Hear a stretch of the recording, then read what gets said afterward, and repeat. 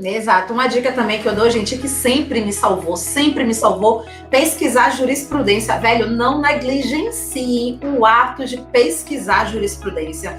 Entra lá no site do Juiz Brasil, eu falo Juiz Brasil porque, para mim, é o site mais simples, é o nosso maior portal jurídico da América Latina, é o Juiz Brasil, né? Chegava uma situação, por exemplo, eu quero tirar uma dúvida se aquilo seria uma ação de reintegração de posse ou uma ação de manutenção de posse. Eu coloco ali as palavras que eu considero como sendo palavras-chave ali e automaticamente vou pesquisar e eu posso fazer mais.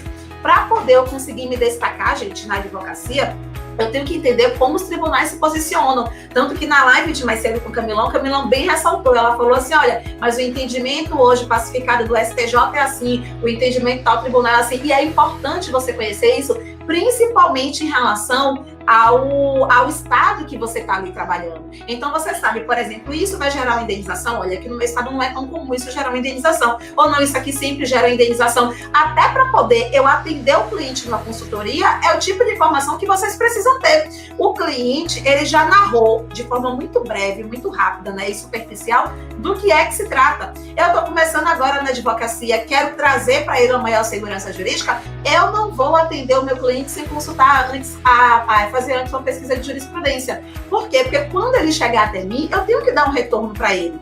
Gabriela, enquanto você estava advogando, você teve alguma situação de você não conseguir dar um retorno para um cliente na primeira consultoria? Eu tive. Foi uma única situação, eu não consegui dar um retorno para ele, porque eu queria achar uma solução no âmbito extrajudicial para resolver o problema dele. E eu falei assim, olha, não se preocupe, me encaminhe o restante dos documentos, eu vou analisar, eu vou tentar achar uma solução, de preferência fora do judiciário, e no momento do retorno, você não vai precisar pagar consultoria. Foi uma coisa que eu fiz, por quê? Porque eu sempre cobrei, enquanto advogada, a consultoria por hora.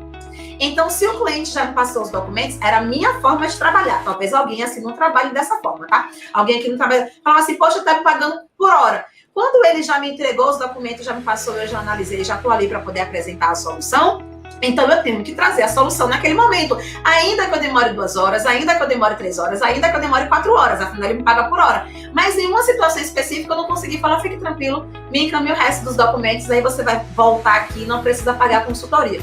Então, eu sempre me esforcei para poder fazer aquilo assim. Mas qual era o mínimo de cuidado que eu tinha antes de iniciar a consultoria com o cliente? Já era pegar os documentos, já era pegar os fatos, já era pesquisar a jurisprudência para trazer para ele uma maior segurança jurídica daquilo que ele ia trazer. Eu me lembro quando eu comecei a advogar, meu irmão virou para mim, eu falo isso para todos os meus alunos da graduação, meu irmão virou para mim e falou assim, Gabriela, meu amigo, ele estava dirigindo um carro, tá? E aí bateu esse carro capotou e o airbag não foi acionado. Cabe dano moral? Gabriel me perguntou isso. E aí eu parei e falei assim, poxa, eu não sei. Porque eu sempre atuei na parte do direito imobiliário. Eu não sei se cabe dano moral. O que foi que eu fiz? Eu automaticamente fui pesquisar jurisprudência. Quando eu pesquisei jurisprudência, eu verifiquei 2 situações específicas que eram erros que os advogados estavam cometendo. E esses erros, por exemplo, estavam gerando a extinção do processo sem a resolução do mérito. Por quê? Porque o advogado, por exemplo, em uma situação dessa, ela estava ali ingressando com uma ação no juizado especial. Mas para eu requerer indenização por dano moral, em razão da falta de acionamento do airbag, o mínimo de cuidado que eu teria que ter era realizar uma perícia, até para poder saber por que o airbag não foi acionado.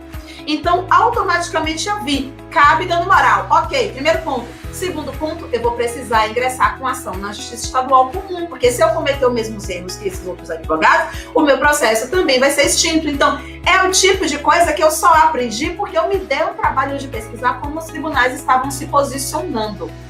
Eduardo aqui perguntou, Gabi, além dos documentos, o que mais pedir antes da consultoria depende muito do caso, Eduardo. Tipo assim, o que é que o seu cliente quer exatamente? Ó, ele tem um problema de financiamento imobiliário, um exemplo. Qual é o mínimo que eu tenho que pedir? O contrato de financiamento imobiliário. Ele tem uma situação ali de aquisição de propriedade, seja através da usucapião ou de outra forma. Qual é o mínimo documento que eu vou ter que pedir? Os documentos que ele tem na aquisição daquele imóvel. Até porque o cliente, ele não sabe diferenciar. Então, várias vezes eu falei assim, o imóvel está registrado? Ele está. Quando ele chegava para mim, era um documento particular com reconhecimento de firma.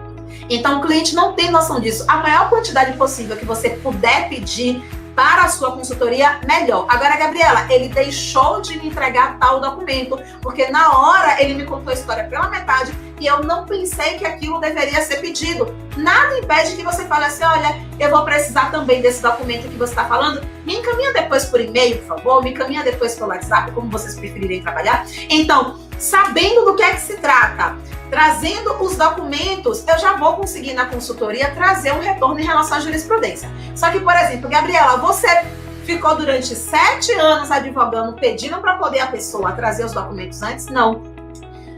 Quando chegou um momento que eu comecei a pegar mais expertise, que eu comecei a entender, que eu comecei a investir mais em conhecimento, eu já recebia, eu não pedia documento antes, eu já recebia o cliente no escritório e no ato da consultoria que ele levava os documentos e eu analisava. Mas é porque eu tinha que começar de alguma forma. Então, para mim, me trazia mais segurança ele automaticamente me entregar os documentos antes daquela consultoria, tá?